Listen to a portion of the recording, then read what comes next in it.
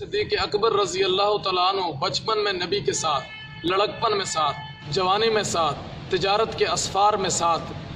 غار میں ساتھ، آج مزار میں ساتھ، کل انشاءاللہ جنت کی بہار میں بھی ساتھ، جس کو صدیق ذات خدا نے کہا، پھر صدیق ہی مصطفیٰ نے کہا، جس کو صدیق علی مرتضیٰ نے کہا، جس کو صدیق سب اولیاء نے کہا، میں بھی کہتا ہوں صدیق صدیق ہے، جو نہ صدیق مانے وہ زندیق ہے۔